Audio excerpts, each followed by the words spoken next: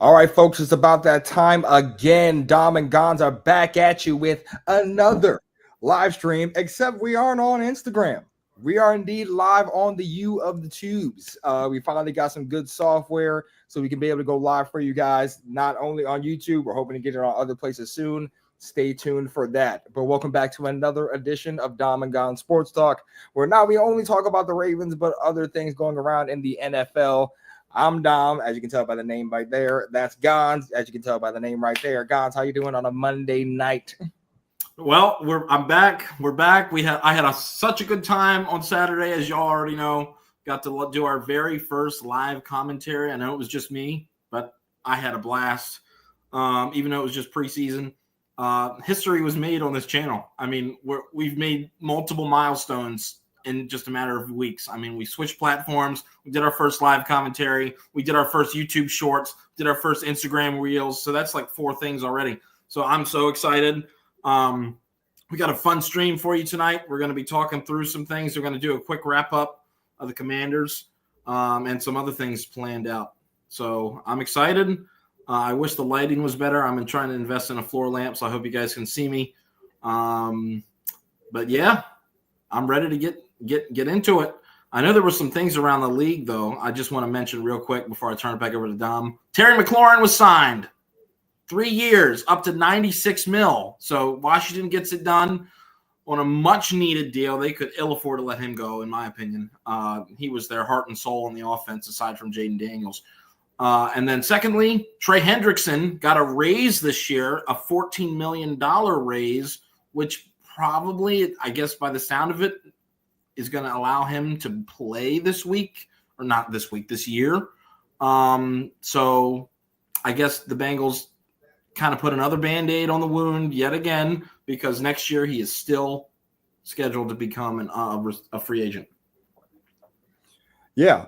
So basically, like Gon said, Trey Hendrickson did sign a 1-year deal. He got a raise. Oh, it was a 1-year deal. Okay. Yeah, it was a 1-year deal, $14 million. So he's estimated to make $30 million this upcoming season.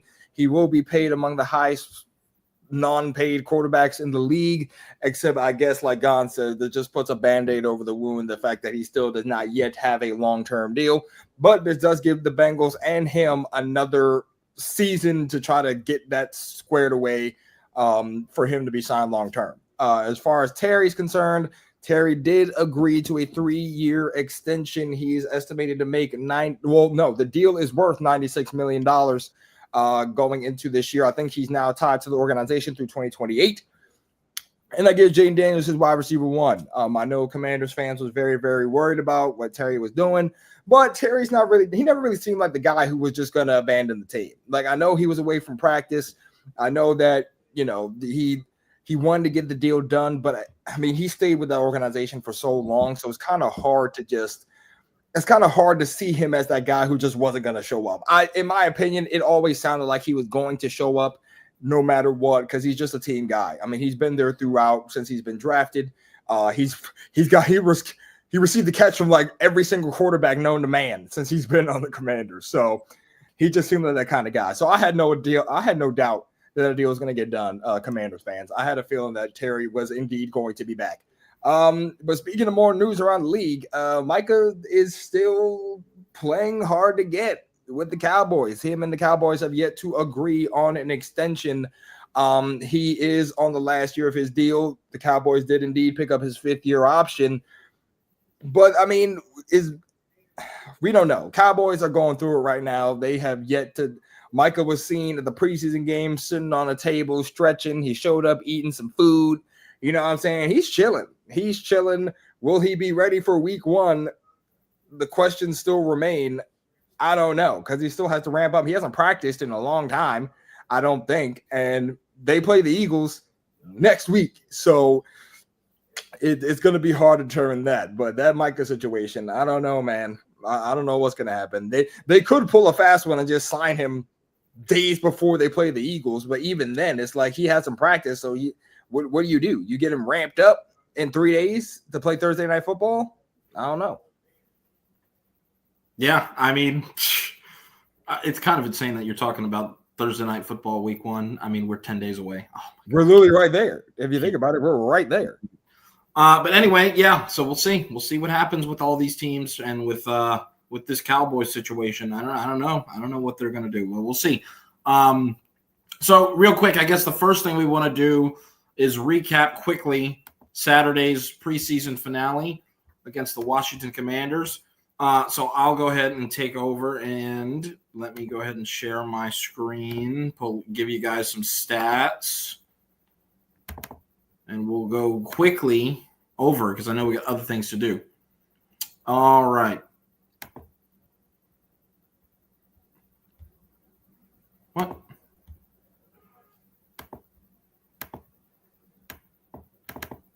You having technical difficulties? You good? You don't see my screen? No. Okay, let's see. Do you want me to pull them up? Share screen. Share screen. Select the tab to share. My apologies, guys. I thought I knew what I was doing, but I did it last year. How about now? Let me see. No, I still can't see it yet. There we go. All right. There you go. Sorry about that. Sorry, guys. Okay. It was way smoother last week. All right. Starting with the offense. I mean, not too much going on here. I mean, very efficient offense. I mean, passing yards, not too many from the quarterbacks, 130 yards total. And then rushing, we've got 102. So, very average type of day, but that's fine. I mean, that's what we wanted to do. We weren't going to do anything crazy. Very vanilla game for the offense. It was just, Moncton was keeping it very simple, just using sheer force, honestly. I mean, the run game, we had 34 handoffs for 102 yards total. So there you go. Go figure. And that's good because we don't want any injuries. We really don't. So you don't. And again, the gadget plays, save those for the regular season. So I thought Moncton did a nice job just getting through the game. Quarterbacks, Devin Leary, actually much better stats than I thought. Very good completion percentage, just the yardage that was very bad. He was only averaging 3.1 yards per completion, so that's a yikes. 70 for a 76.5 rating. Cooper Rush, a nice efficient 5 for 5 for 59 yards and 115.8 rating. So Rush has gotten better and better as the preseasons went on. And like I said, I don't even know if he played especially bad in week 1. He only played 2 drives and he was 2 for 4 with a drop. I already told you all that last couple episodes ago. So good job by Rush. Very efficient. Devin Leary, go back to him for just a second. He was in rhythm at times, guys. There was some signs of life. He was really connecting a lot with 2 guys, and that was undrafted rookie wide receiver Xavier Guillory, who had 3 receptions for 17, and Scotty Washington, who had 4 for 20. So they were very short routes, very short passes, but the timing was on and the passes were accurate. So that was cool to see. Of course, I don't think Leary got a touchdown this preseason. He did not.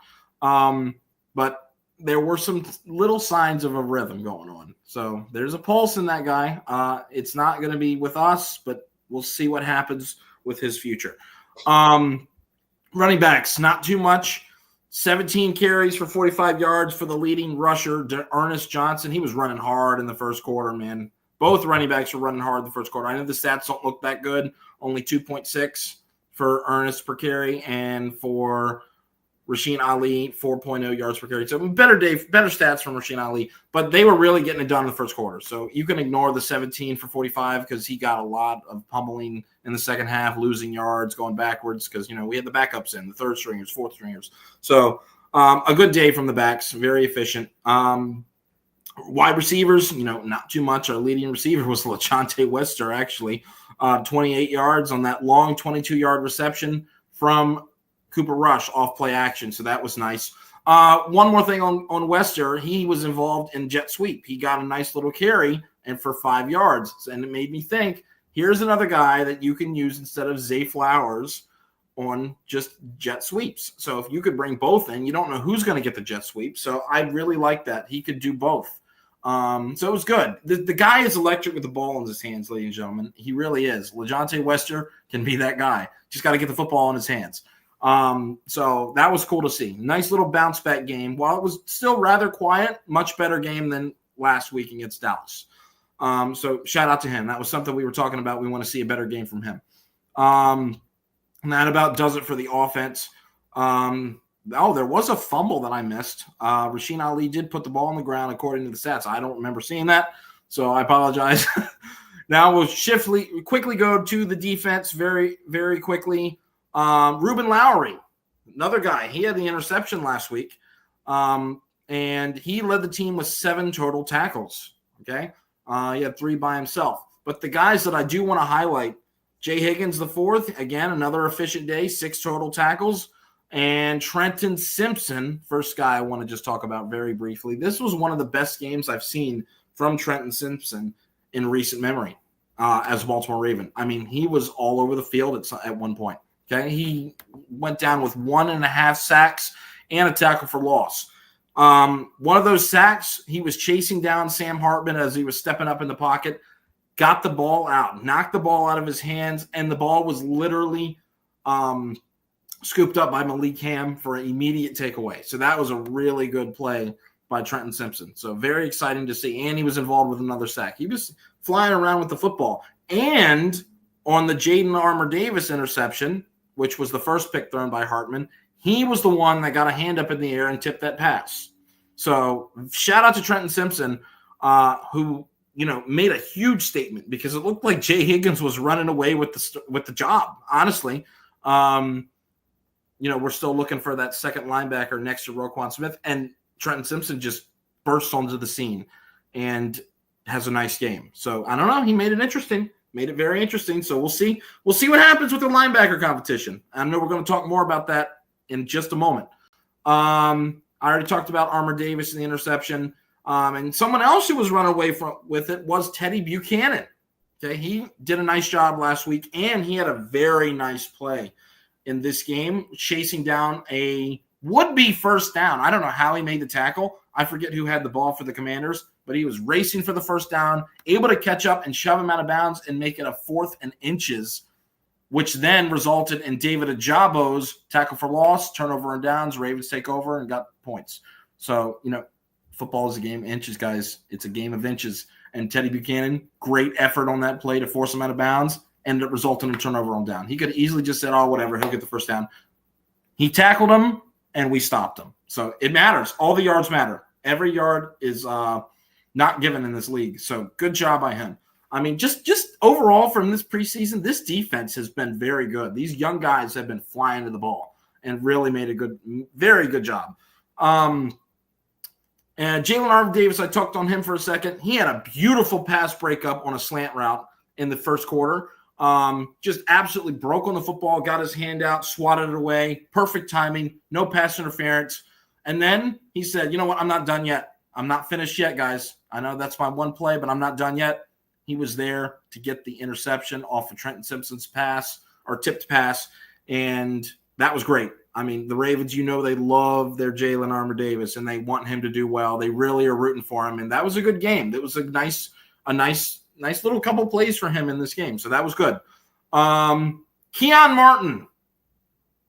Dude, I said it in our short. If you haven't checked it out, it's on Instagram and it's on YouTube. Go check it out. And I said this on the live stream too. This dude is making a name for himself. Whether it's going to be for the Baltimore Ravens or whether it's going to be for another team, he's going to get a shot wherever it is. I mean, this dude is just a playmaker. He's been making plays. He's just simply making plays, and that's all I can really say about it. Last week, he's there in Dallas. He had a tackle for loss and then immediately followed it up with blitz and a sack and a safety. And then this game, he's flying around the football again, making tackles for losses, and then he breaks on an errant throw by Sam Hartman, picked off, interception, returning all the way for a Ravens pick six. I mean, this dude, he wants a job. He wants a job, and I'm very excited for him. Very excited for him. So shout out to him. Shout out to Malik Ham. I talked about him having a couple good plays. David Ajabo had a couple tackles for loss. So that was just a nice job overall from the guys we were trying to evaluate in this final game. So, yeah, I think we saw all we needed to see. It was pretty good, and there was nothing really Washington could do. They had 3 points, as you could tell. someone else got an interception. I think it was Keandre Jackson. Or no, sorry, it was Thomas Graham, the guy we just signed, the former Pittsburgh Steeler. I mean, he comes in. You think the Commanders are going to get a touchdown. It's 3rd and goal. They throw it to the end zone. He picks it off. No points for you, Commanders. So shout out to Thomas Graham, the newly signed corner. So we'll see. We'll see. This was a good one. And that's about all of the key highlights that I saw. Oh, Mr. Tyler Loop, I almost missed it. Nailed all of his field goals. Let's go ahead and show you what exactly Mr. Loop did. 3 for 3 on his field goals and 3 for 3 on extra points. That is exactly what we're looking for when we say consistency. Okay? 3 field goals, 3 different yardages, 40, 52, 61, all drilled. So shout out to Tyler Loop. I'm excited for this guy. You already know what I said in this live stream and our little reels. I mean, is there any more to say about it? This dude has the potential to be a very, very, very good kicker in this league. And you just can't help but smile for the young man and just be happy about his progress. Really, seriously. So yeah, that's about all of my takeaways from watching this game and, live streaming it to all of you. And please let me know if I missed anything. You will feel free to comment. Leave a comment on this stream because this will stay up on YouTube. But yeah, it was a great job all around for all the young guys.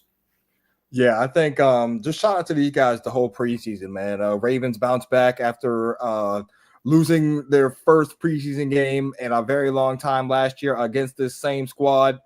So, they bounce back and come back in this preseason. It just goes to show you what kind of depth and what kind of development and what kind of talent this team looks for. I mean, like you said, all preseason, these guys have gotten to the ball. They've forced big plays. They've gotten turnovers. Like, the defense was hungry all preseason. And if this is just the preseason, Lord knows what this what this defense is going to look like when the starters get in. So shout out to this whole preseason, man. Keon Martin, what a preseason you had. Hopefully you make the roster as well. You definitely earned it with the talent you had. Higgins, the linebacker. I mean, no question that he showed out this whole preseason. He's another one where if he ends up not making the squad, then he's going to get that opportunity super quick. I just don't think there's anything faster than the way he's going to get an opportunity. Ojabo coming alive a little bit in this preseason. He's, like you said, he's made some good plays for most of these preseason games. Ravens giving him one last shot to see what he can do. I mean, starting from the first game when he, came in like a speeding flash and just like sacked Anthony Richardson on that play. I mean, he has still some flash in him. If he can stay healthy, who knows, right? If he can really be a force out there. Loop coming in, filling in big shoes with our previous kicker, who is most likely a Hall of Famer. Filling in those shoes. We know that Tucker was one of the most accurate kickers of all time. Really bad year last year. He's going through some stuff now. Loop comes in, takes the role, and now he's just flourishing. Seems like he's really flourishing from all distances. And we wanted to see him in game action. We heard in practice, oh, he nailed this 50-yarder. Oh, he nailed this 40-yarder. Now seeing it in real time against other special teams, against guys who are trying to block him. I mean, he's nailing these kicks, and he's 100%. You know what I mean? So that's great to see. Like, these guys are really flashing, showing signs. Tomorrow is going to be very, very interesting to see, what comes out of it. Like, shout out to all these young guys, man. TJ Tampa, too. Jalen Armour-Davis. Yeah. Who we wanted to be great for a long time, but he just had to stay healthy. And if he can stay healthy this season and give this secondary that depth that it needs, along with TJ Tampa, because he was banged up last year, if we can keep these guys healthy, keep these rotations crisp, Lord knows what the secondary can do. You know what I mean? So shout out to these guys, man. They all balled out all preseason. Devontae Walker as well. I'm just speaking on the defense, but Devontae Walker had a great offensive showing this preseason. Shout out to Rasheen Ali, who also showed out this preseason. Also wishing a recovery to Dayton Wade. I know Harbaugh announced today that Dayton Wade and Xavier Guillory. They are both dealing with injuries right now, pretty severe at this time. So they most likely will be dealing with those, having to recover. So shall hold on, just holding off my prayers for them and hoping we both are praying for them, keeping their recoveries in our minds here. But just shout out to this whole team, man. Going to be very interesting for tomorrow for sure. Yeah, most definitely. One more thing I do want to bring up. We've been talking about sort of a safety thing, and this might be appropriate for a little bit, or for what we're going to do in a little bit, but I still want to bring it up. Bo Braid versus Sanusi Kane. I think it goes right now. The edge goes to Sanusi Kane. I really do, because he made some really nice plays again in that Commanders game. He went up and he just grown man tackled somebody and stopped him from getting the first down. It was just a beautiful thing. Bo Braid was there. He had 2 solo tackles and 4 total. I don't know. I didn't notice him much. I'm just gonna say it. Well, not a lot in the preseason, and I know I don't know, man. We'll talk more when we got more stuff planned for you. We're gonna talk more, but I think the edge has to go to Sanusi Kane real quick.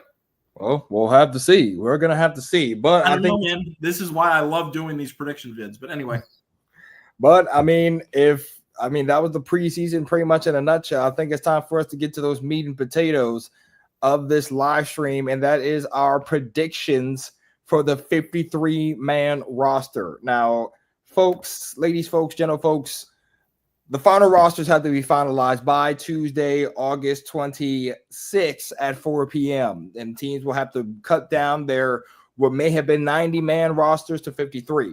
Now, obviously, a lot of these positions for the Baltimore Ravens have pretty much already been put in place. We kind of know who's going to be in certain spots and who is not, but we will find out more tomorrow. But before then, we're going to sit here and we are going to lay out what we feel like is going to be our 53-man roster for the 2025-2026 regular season. Now, if I can just remember how to share my screen, then we will be doozying it up. If I can just remember how to share my screen, give me a second, folks. You get the plus on the bottom. Oh, yeah, because Gonz knows best. Here we go. You with the plus, and then you can choose what you want to share. Hold on, folks. Can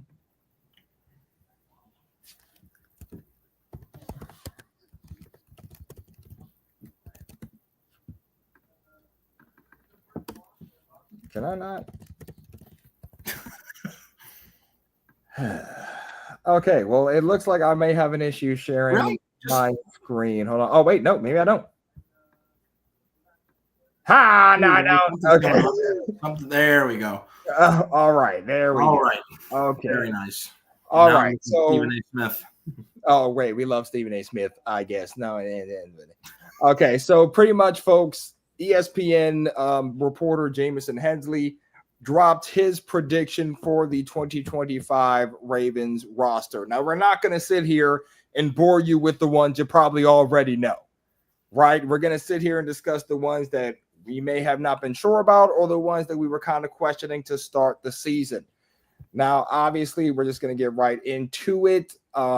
Keep in mind that there are injuries that need to be discussed. We all know Adisa Isaac will miss time. Bilal Kone will miss time, and Robert Longerbeam will miss time due to injury. And Isaiah Likely, he's still a question mark coming into week 1 due to the injury he had during training camp. I don't know, man. Harbaugh was confident he'd be back for week 1. I just don't know. We haven't heard anything, and we're 2 weeks away. It's questionable right now. It's definitely questionable at this time, but we're gonna hold out hope just for the sake of it. But all right, ladies and gents, let's get right into it. First of all, first position, obviously, quarterbacks. Now, obviously, the flock has had question marks about Devin Leary. Harbaugh has spoken highly of Harbaugh has spoken highly of him during training camp. He said he's had a good camp. He has not had the best preseason. Gonz, I know you said he had life a little bit in that last game, being a little more sharp than he usually was. A lot of the flock has had question marks about Leary, but it's pretty clear, obviously, that if you don't start Lamar Jackson, then I don't know to tell you. Like, I don't know to tell you at that point. But Lamar Jackson, obviously, at QB1. Cooper Rush will be at QB2. Not sure if the Ravens keep a third QB. If it does, should it be Leary? I don't think so. I mean, if you're gonna, if you want to keep him somehow, it's going to be on the practice squad. And obviously, I just don't think he's shown enough. I don't. And if, God forbid, there's an emergency where we need another quarterback, I think the Ravens will look to free agency to pick somebody up. Because Cooper Rush, whether you all like it or not, Cooper Rush is the Baltimore Ravens QB2. And he will be on the roster. And if there is another one needed, they will be picked up and signed, in my opinion. I just don't think Devin Leary, I guess the 0% chance that he makes the roster, maybe a 5% chance that he makes the practice squad. I don't know. Honestly, I feel like the Ravens love Devin Leary. I mean, they've been giving this guy chances for years. They might stick him on the practice squad. I don't know. I personally don't think they will, but would it surprise me if they did? No. I think if you're the Ravens and you are looking for a third QB, you make that call to Snoop Huntley, in my humble opinion. I mean, did he get released by the Browns? He did indeed get released by the Browns. Yeah. I think he made that call to Snoop Huntley. I know there were some speculations that the Ravens should trade for Anthony Richardson. I don't think that's going to happen. I don't think that's a plausible thing to happen. We don't know what the Colts' asking price is. And at this point, I mean, I think A. Rich is just pretty much sticking with them because they're probably going to live by that. They're probably going to live and die by the fact that, they drafted him 4th overall. They technically already gave up on trying to commit to him because they're starting Daniel Jones to start the year for week 1. But at this point, I don't know. But the easiest choice right now, you can call up Snoop Huntley because, he's on the couch at this time. So if you're looking for a third quarterback, that would probably be your best solution. But until then, it seems as though Hensley thinks that they will just stick with Lamar Jackson and Cooper Rush at this time for the time being. And most likely Leary would be on the practice squad, or if not, just released altogether. So we'll have to see how that goes. Now, sticking to the running backs. Now, obviously, we knew for a fact that King Henry was going to be on here. We all knew that. It's right? Pretty straightforward. Justice Hill, Keaton Mitchell. Keaton Mitchell needs those carries this year. I don't care how it happens. I don't care when it happens. It needs to happen, okay? He is dealing with an injury right now, though, so that's something you want to keep an eye out on. That's a good point. I don't know how severe it is, but I feel like he'll be back at practice. I don't know if he practiced today. I have to look at the reports for that, but I feel as though that he should be fine going into week 1. Yeah. But my thing is, if you want to keep Henry fresh and you want him in for those 4th quarters, give Keaton the ball. Give Keaton the ball, let Justice carry, do what you got to do. I know they're most likely looking to use him for special teams. That's completely fine. But I want to see Keaton making that impact that he made as a rookie on the field. And I know he was doing that when we didn't really have Derrick Henry. But this is the perfect way to keep Henry good for the season, is to utilize those backs that we have. And Rasheen Ali, we've had Ali for a couple of years now, and he's made some plays this preseason. And they especially like him on special teams as a returner as well. I know the Ravens said Harbaugh said specifically that they want to keep 4 backs on the roster.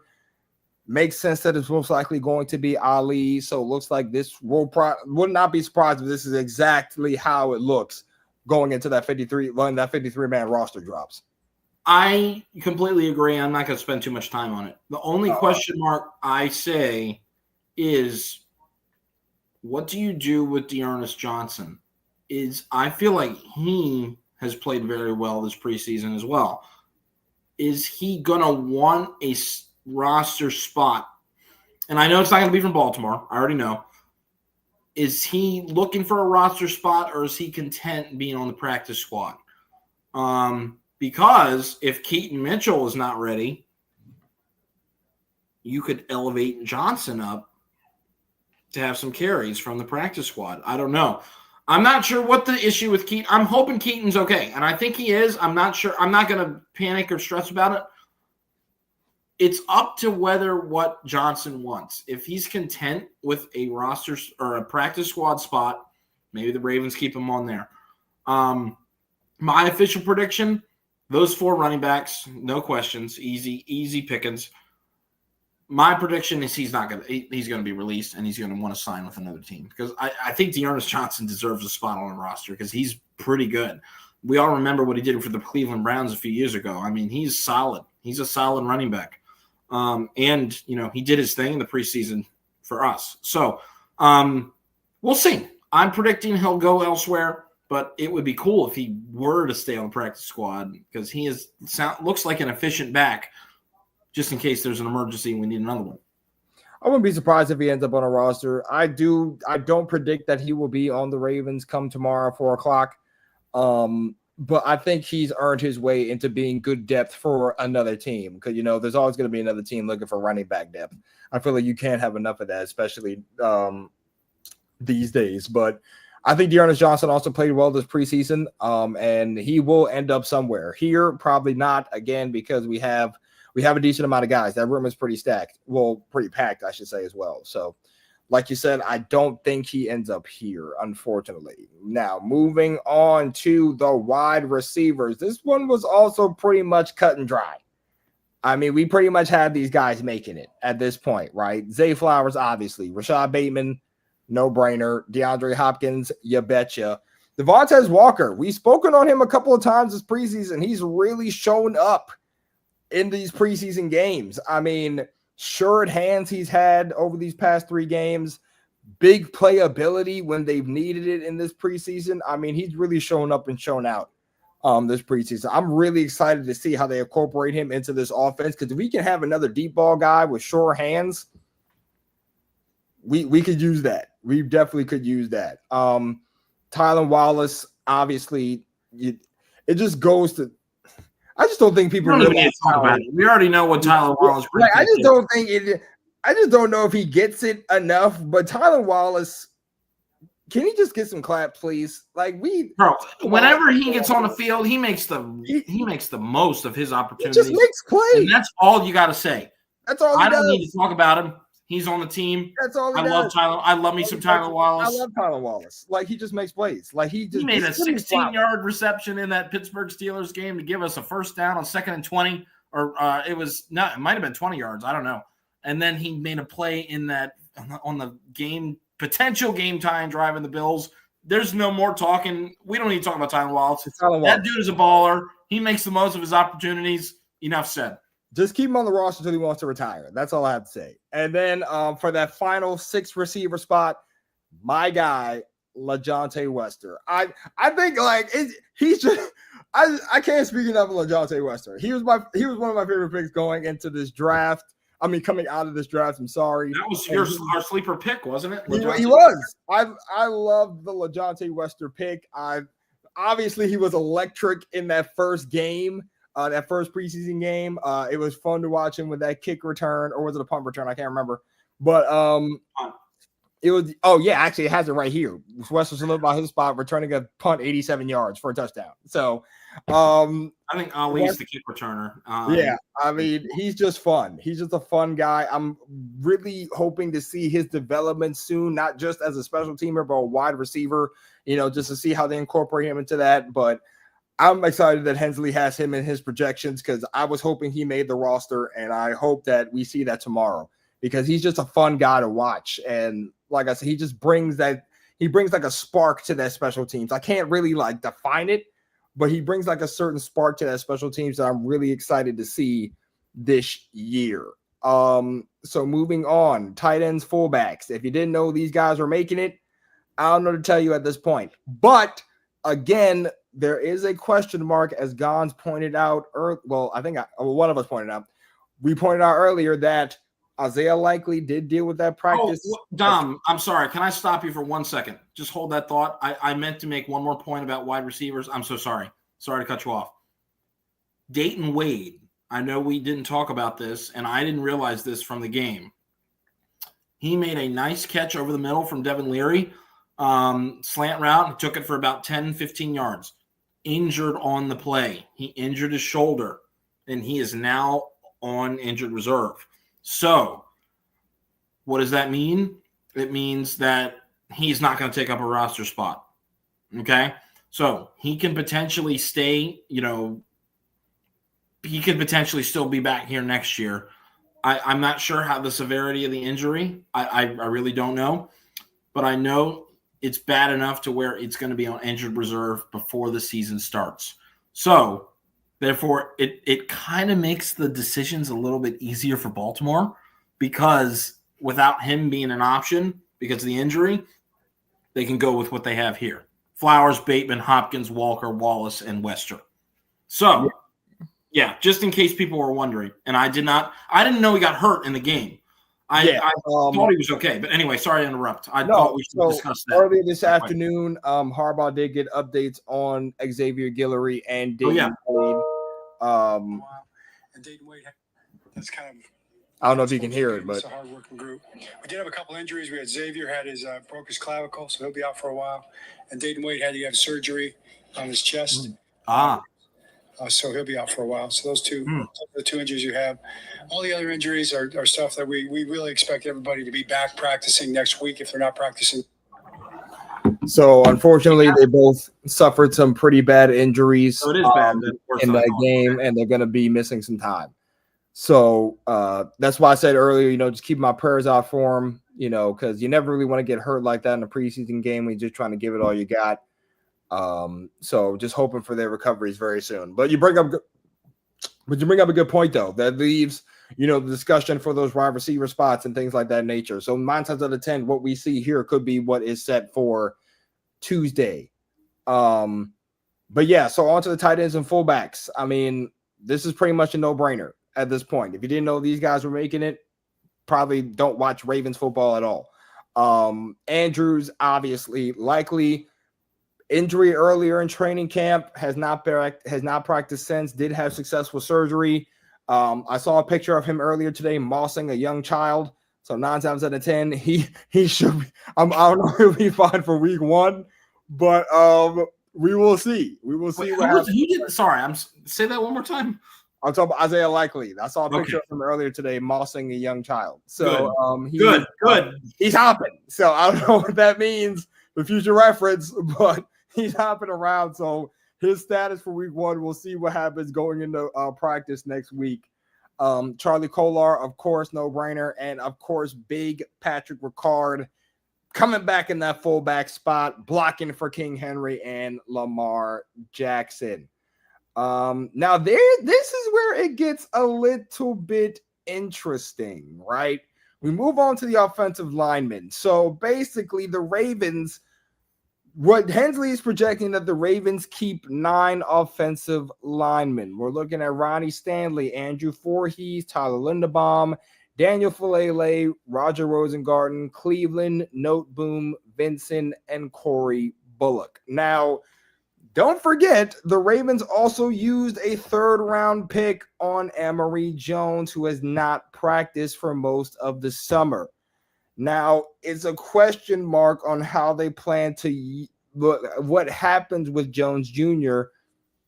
going into this season. I'm seeing Hensley is reporting that he won't be ready for the start of the season, and he can be put on the non-football injury list for a minimum of 4 games. Meaning that if he does come back, you're probably cutting one of these offensive linemen. So we heard earlier, maybe a week or 2 ago, that the offensive line was already set for the start of the season. Stanley, of course, Linderbaum, of course, Rosengarten filling out that right tackle spot, and we will be seeing Andrew Voorhees, and we will be seeing Daniel Falele fill out those guard spots. I know the flock has had some question marks about Falele. Obviously, he has not been as consistent as fans would like for him to be, especially being in that interior line, knowing that Henry likes to run to the, we do a lot of pitch plays, we do a lot of outside runs, but, for those interior runs, it's going to be important for our interior guards to be able to hold the line And if Falele, he's a question. He got beat a couple of times this preseason, and the flock didn't really attain to that. They were calling for us to work out other guards to try to get more guys in, but it seems as though most of that was week 1, by the way, and everybody was just panicking. We're panicking, like instant panic. So they were calling for Brandon Sheriff. Brandon Sheriff retired. Dalton Risner, I think he got a visit from other teams. He expected to sign somewhere else, so on and so forth. So, I mean, this is what we have. This is what we have to work with right now going into week 1. And, I mean, Lamar has trust in these guys. So I mean, you just have to trust the fact that we just got to get it done with what we have. Rosengarten played really well last year, so I'm hoping he can duplicate that his success from last year. We know what Linderbaum and Stanley can do. Voorhees is working his way into a guard spot. He's dealt with injuries, so he's trying to come back strong. So it's going to be interesting to see. But the biggest question mark, of course, is Emory Jones Jr. I'm not saying he's going to start on IR, and the Ravens might be looking for him to come back, maybe as a rotational tackle piece. I mean, I'll use him as a guard when he comes back. We don't know. But for now, we have our starting lineup for the offensive line, and that's what the Ravens are going to roll with week 1. Yeah, I don't really have too much to comment on that as well. I mean, now I did hear the guard competition over the course of the summer. We've been hearing peeps here and there. Ben Cleveland versus Voorhees. I think Voorhees has completely ran away with it.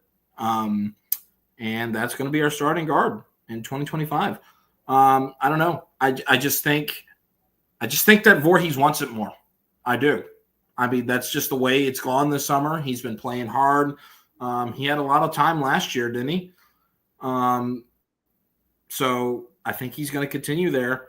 And I think we've got our starting 5. I really do. It is set. It is Ronnie indeed Stanley, set. Andrew Voorhees, Tyler Linderbaum, Daniel Falele, and Roger Rosengarten. Yep, that's the 5. So that's going to be our lineup for week 1 against the Buffalo Bills. We'll see how that turns. And they're going to keep a couple of these guys too. I mean, yeah, of course, yeah. Cleveland will be on the team. No Boom will be backups and reserves. Yeah, rotational piece guys, absolutely. Yeah, for sure.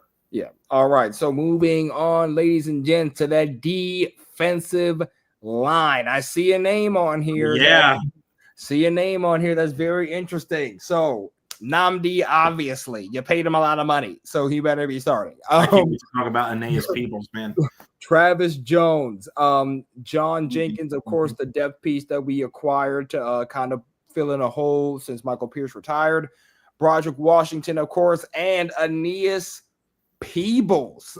Peebles, I've heard good things about Peebles. A lot of people saying that he just has a relentless motor, that he just keeps going, like in the pass rush and the run stuffing. Like he's just nonstop with his pursuit. And the funny thing is, he wasn't really like that big of a D tackle, but he's just a go get it type of player. And I know people call him kind of fun in a sense. But I'm happy to see that he's in Jameson's projections. And you already know how people feel about Travis Jones. Travis Jones, a lot of people saying like he's a monster in the middle. And he was having a really good season. It might not have showed up as much on the stat sheet, but he was having a heck of a season on tape. And a lot of people don't really want to always go against that with him and Nnamdi in the middle. So I'm hoping that Travis Jones continues to build on his progression this year, because I know he can be a threat in that interior run lanes and the pass rush. Also, it's interesting to see that Jameson has Okoye in here too. Now I know it doesn't look like he might make the squad, but I know there were some ravings about him as well, who's made a couple of plays this preseason. And I know we brought Brent Urban back, so he'll probably be he'll be a rotational piece as it goes. But I think I'm cool with this lineup. If the Ravens decide to go this route, I think the interior pretty much looks set with the guys that we have. I think this looks fine. Yeah, Peebles, that dude, he is driven with confidence, man. I really love watching Peebles play. He was in a lot of pressure plays. get his hands up and knock the passes down. I mean, this dude, you could tell from when we drafted him. Like the first couple interviews that we were doing, he's driven by confidence, and I can't wait to see him on this team. He's going to make it. Most definitely going to make it, and I can't wait to see him in regular season action. Now, what does that mean for Brett Urban? Bye-bye, maybe. That's a good question. I don't know. I mean, and I don't think Okoye showed enough, number 97. I mean, I saw him in there a ton, but he just never really got back there. I mean, I don't think he was terrible because we were stopping the run, but I just don't think Okoye showed enough. Brent Urban, ESPN says, as you all can see here, he's eligible to get signed to the practice squad. I do like me some Brent Urban, though. I do. Yeah, I mean, John Jenkins, is that refresh my memory, is that reserve guy they signed in the offseason, a free agent? They did sign him as a free agent, yes. I think he used to play for the Raiders. Yeah. I think he's like 35, 36 years old. Yeah. Just looking for a spot, and we signed him like a little after Michael Pierce retired. Okay. Well, I mean, if we could keep Brent Urban on the practice squad, that would be cool with me, because we already know Brent Urban is solid. I mean, he's not going to get you like 3 sacks a game. He's solid. He can stop the run, and he can take up space. So I think if we do, it's fine how it is, I think. But it'd be nice if he would want to go to the practice squad, just so we could elevate him if we need him. But I think that what ESPN has, I can agree with most definitely. But you got to keep Peebles. You do. And I'm glad they have him. Agreed. All right, let's move on, ladies and gents, to the edge rush. Well, yes, outside linebacker position. Now, obviously, we draft Mike Green with pick 2, who showed flashes this preseason. He's gotten some good pressures. You can tell by his pass rush moves. He's trying different things, trying to be creative, trying to do his best to get to the quarterback. His pressure rates this preseason were actually pretty good compared to most standards. So, I mean, he's a guy who can make plays when given the opportunity. And he's doing this while playing with like the 2s and 3s. So mind you, when he gets out there, if he's playing out there with the 1s, you know what I mean? That pressure that they can create, who knows, right? OA, obviously, going into a big year, right? Contract year. It's time for put up or shut up for him. He had double-digit sacks last year.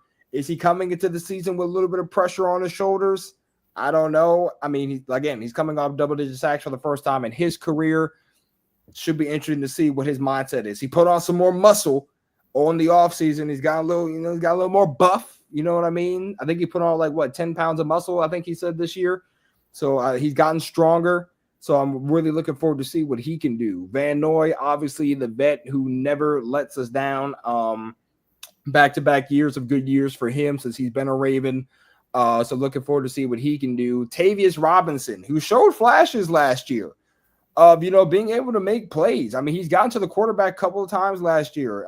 So I'm glad to see that, he's still continuing to progress and, just becoming a better player. He's actually stayed one practice. He practiced with a former Ravens vet that he kind of modeled his game after. So it's good to see that, he's willing to learn, keep learning, and keep striving to be great. And the interesting name here, David Ojabo. Now, obviously, Ojabo was that risk pick we made a couple years ago.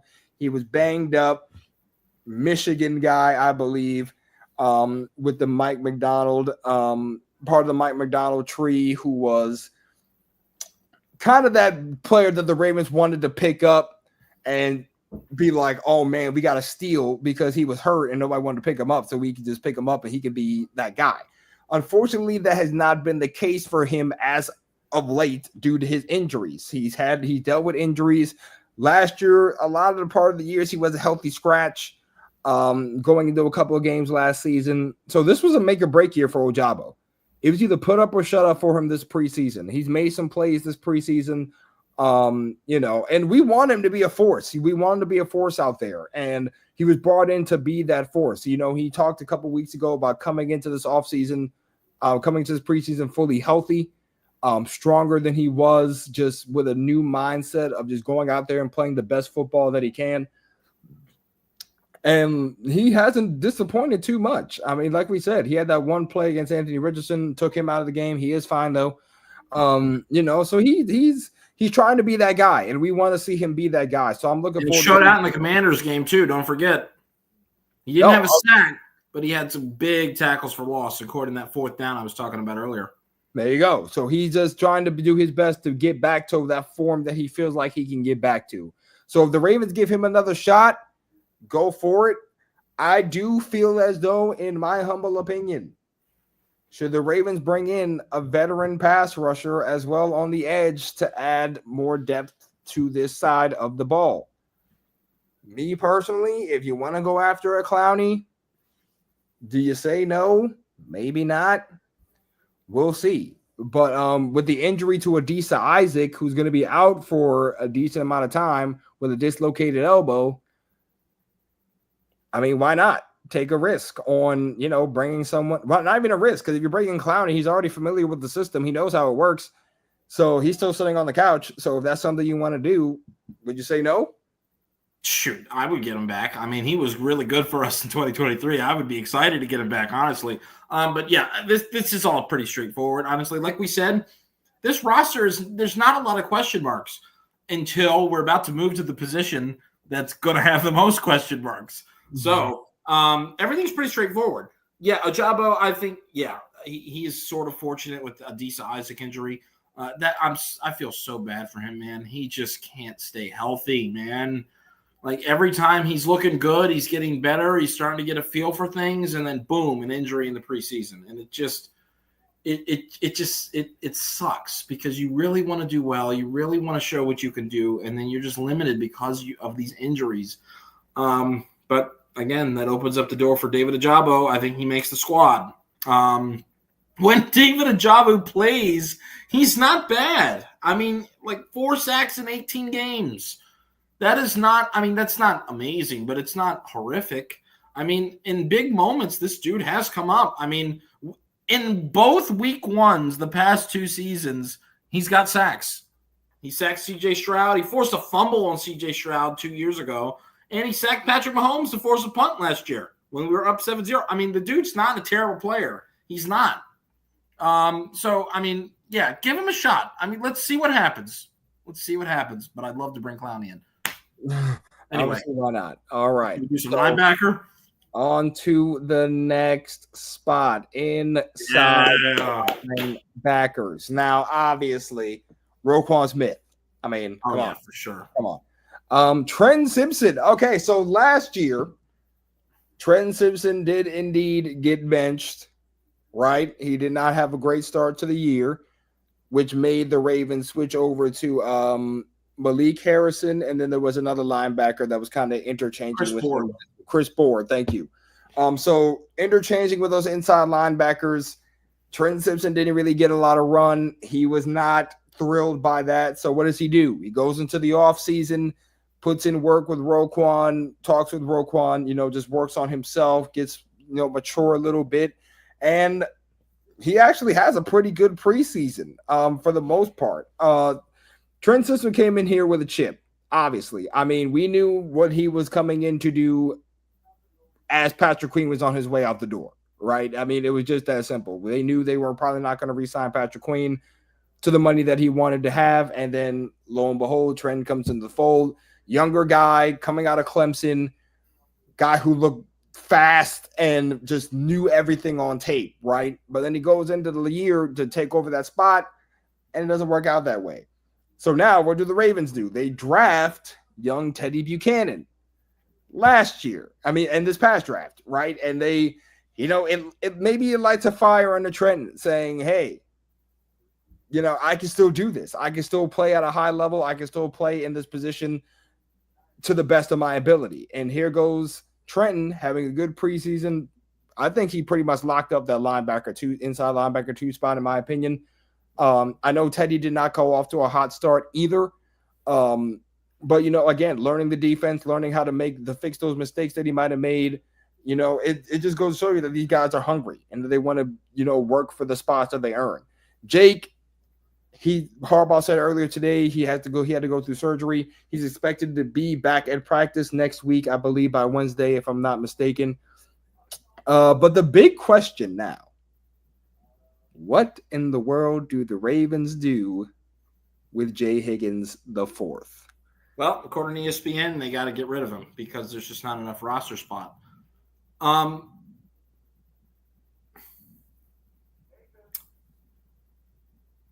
It was close, but I don't think he's going to make it. I agree with ESPN. I just think that I think Trenton Simpson earned the spot. I do. I think that game that he just played with the crazy amount of plays that he made, forcing the fumble, tipping the ball up for a pick,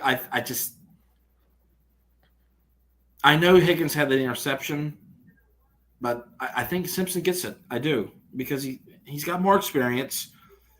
He can play the ball in the air when he's in the right spot. I mean, he tipped a pass from Patrick Mahomes last year in Week 1. You guys remember, to give us that stop before the drive that we took down the field and lost by a toe.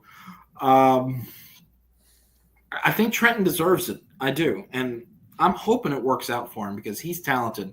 He's fast. He can move. He could shoot from sideline to sideline. It's just about discipline, and I think that getting a little bit older, he can get better in that aspect. And I think, Buchanan's going to make it too. There was a number of nice plays from Teddy Buchanan. I don't know. They'd have to – it would be a shock for me if Higgins made the team. But I'm going to go with Roquan, Trenton, Teddy. Those are your top three. Yeah, Hummel's the practice or the special teamer. Yeah, it sucks because Higgins kind of became a fan favorite over the preseason. Like you said, now if Higgins had the game that Trenton Simpson had on Saturday, no doubt he would be on the team. Yeah, I think with Higgins, he just became a fan favorite so fast, and with the plays he was making, high IQ guy. You know what I mean? But hey, he could take a special teams job, or not special teams, practice squad, and then he could be elevated. The only thing is about the practice squad, I just don't think he'd be on the practice squad for that. You think somebody would give him a shot? I think somebody would snatch him up fast. I just think when you're looking, when you don't like those guys, those kind of guys who can like give you high quality play. You know what I mean? Like, I just don't think they stay on that roster long. And I think if you put Higgins on the practice squad, he's not going to last long. You know, so it's either you're going to release him or you're going to put him on the 53. And by the way, looking at it, Hummel is already confirmed to be on the 53. Harbaugh said it today that he is indeed going to make the roster. He's going. I don't mean to be disrespectful, but who is Jake Hummel? Former Rams, I believe, inside linebacker who will be, like you said, playing special teams for us. I'm sorry, guys. If that's a bad, let me know if that's a dumb question because I just don't. Is it a free agent signing? He was a free agent signing, yes. Okay, all right. I guess all right. So he's a vet and he knows what he's doing. Yeah. I just sorry. I just didn't know. I genuinely didn't know. I wasn't trying to be disrespectful. So Flock Nation, just preparing you for possible disappointment if you do not see Jay Higgins on the 53-man roster. Jay Higgins, if this is it, thank you for everything you did this preseason. Did Hummel get surgery, you said? Yeah, he did. Okay, that's what you – okay. Yeah, he did. But he's expected to be back next week. This guy must be good. He must be really good. I mean – because if he hadn't even played because he was hurt – and he's making the team automatically. He's confirmed. He's confirmed. Harbaugh. I know. I said it. I know. I'm not doubting you. I'm just saying if he's confirmed to make the team, even with an injury, he must be pretty damn good. Well, we'll have to see what that special teams looks like. But yeah, it sucks for Higgins, but we'll just have to see. We'll see what the Ravens do. Maybe he makes a surprise. I don't know.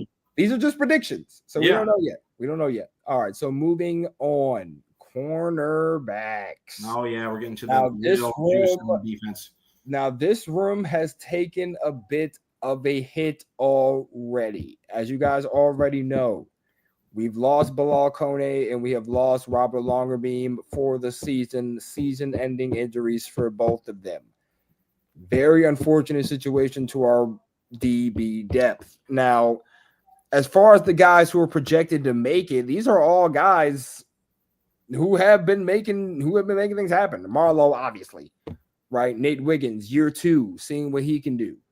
Jair Alexander. Now, my fear for Jair is he hasn't practiced in a while. Well, he had a procedure done on his knee. That's why. Right. So, but Harbaugh is expecting him to be back next week. Good. So we'll have to see what Jair looks like. Owuzie, most likely going to fill out that DB4 spot. We spoke on this young man earlier, Jalen Armour Davis. Hoping that he can stay healthy this year because I feel like he can be one of those guys who can make an impact if he can stay healthy. The problem with JAD is just the fact that he has not been able to stay on the field, unfortunately. And it's the case for a lot of players. They're just not able to stay on the field. Injuries have hindered them. But J.R. Davis has had a great preseason. He's been able to keep himself on the field, make great plays. That first game, him and the guy we're about to talk about next, TJ Tampa, they both were making great plays in man coverage, getting great breakups. You know what I'm saying? For getting in the way of passes. I mean, they were both great. No matter if it was against 2s, 3s, or what, they were making plays. So I'm hoping Jalen Armour Davis can stay healthy. TJ Tampa, another one who was banged up last year. We just drafted him last year.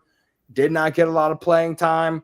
Made some plays in this preseason. Made some plays in camp, too, against Lamar. So, I mean, I'm hoping that, again, our depth, you can never have enough DBs. And the guy who fans are raving about currently, Keon Martin. Now, Martin, as Gonz spoke on earlier, made some plays, definitely in that Commanders game. And the injuries to Longerbeam and Kone, as bad as they are, it kind of opens that door for Martin to grab that last spot. And I mean, and he definitely earned it, of course. And we're wishing a speedy recovery to Kone and Longerbeam, hoping they can come back next year and just battle out for spots. But this does leave the door open for Martin to be more a depth piece in that DB room. I mean, he's made the plays, he's put in the work, and not just any plays, turnovers. And what do we keep saying? The Ravens need to try to force turnovers, not just in the regular season, but in the deep playoff runs. And a lot of these DBs in here have the potential to make that happen. So I like this DB. I like this corner room as projected as we speak now. And I think if healthy, they're going to be a force to be reckoned with going into this year. I have no comments. Everything on there is good. Keon's making the team. I think he's just made play after play after play, and he deserves it. He really does. I mean, this is how you do it. This is how you play your way onto a team in the preseason. This is why we have preseason, so people can make these type of decisions. So yeah, shout out to him. He deserves a spot, and he does well on special teams too. He can clear the way for the punt returners. So shout out for him. I think that's accurate. All right, moving on to the up top part of that defense. I think this is our last position group, isn't it? Well, technically it's one more, but we already know it is the specialties. The specialties. Tyler Lue. Yeah, we already know. We don't even So the safety room. If you don't start Kyle Hamilton, you're on one. That's just basically what it is. So Kyle Hamilton up top. Malachi. Those are Malachi Starks.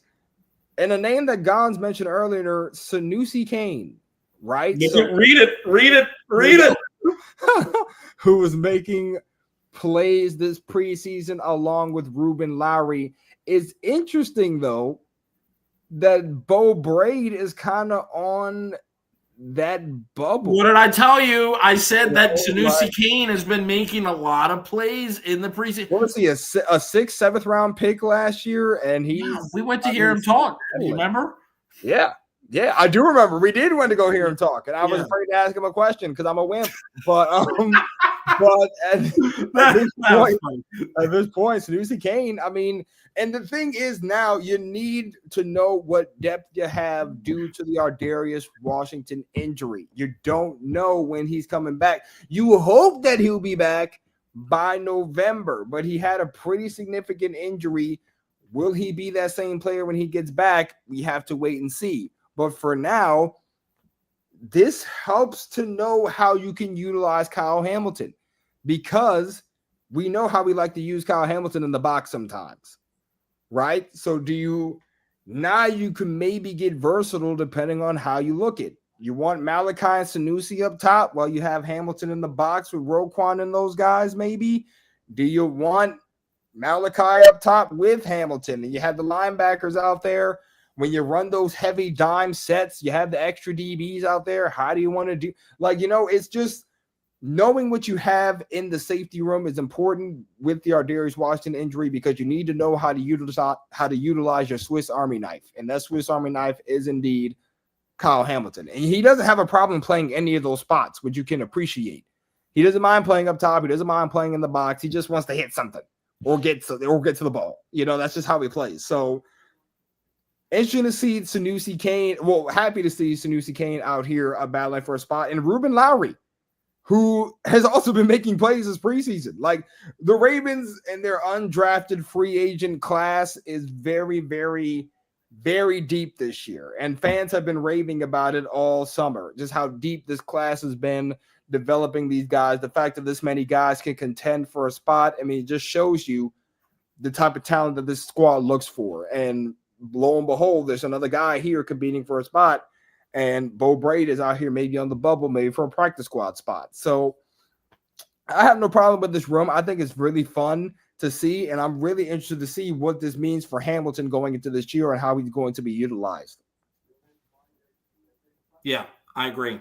Guys, I just said this like an hour ago. Sanusi Kane has been around the ball more. Not surprising that ESPN is picking him to make the team over Bo Braid.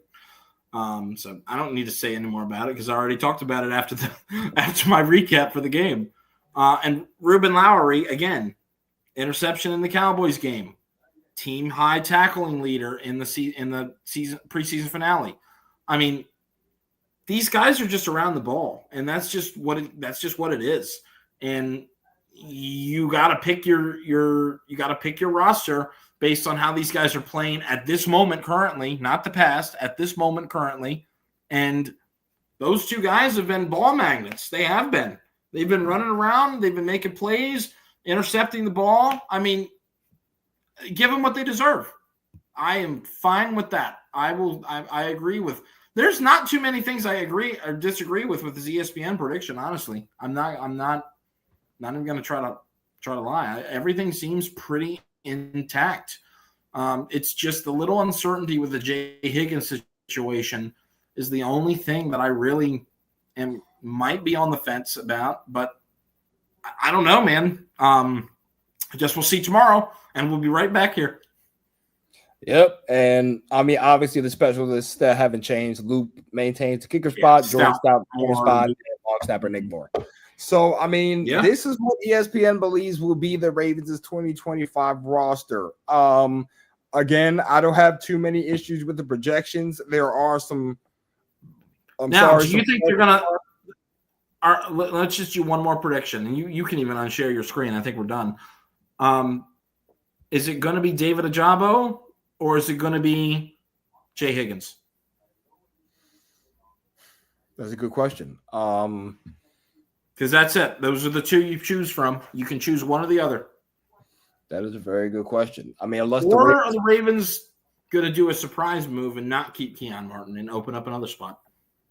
They could. I know it was a prediction that maybe they can cut one of the DBs, maybe, but I don't know, man. I just feel as though you want to have as much depth as possible. I think you need to take Keon Martin. He's just made too many plays to not keep him. Yeah, I think at that point you probably go Ojabo.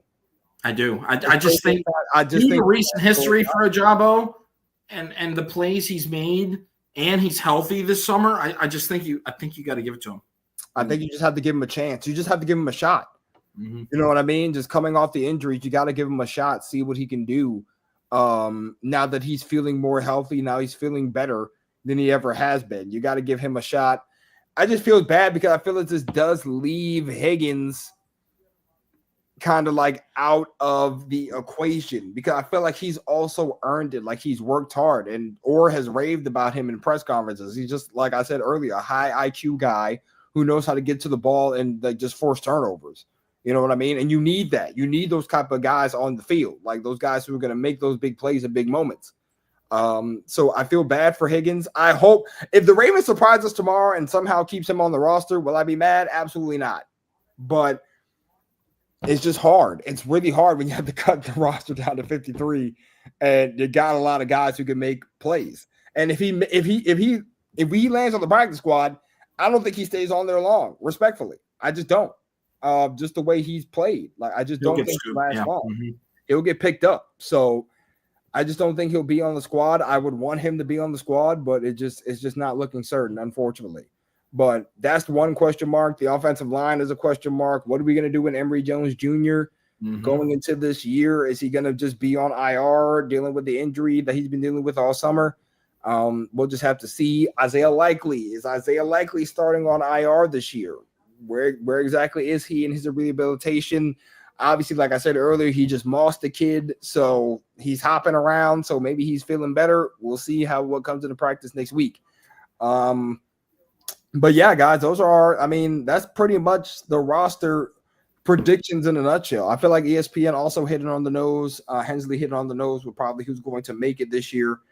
And the quarterback room. The quarterback room, I think, is also a question, not because of Lamar Jackson or anything, but just because if we're going to keep a third QB around. I don't think so.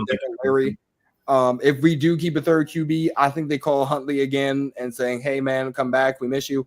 But other than that, that's probably the only other question mark. But going into it, like Gonz has reiterated time and time again, the roster was pretty much already solidified. It was just filling out a lot of those depth pieces that we needed. And we'll see how the depth shapes out tomorrow at 4:00.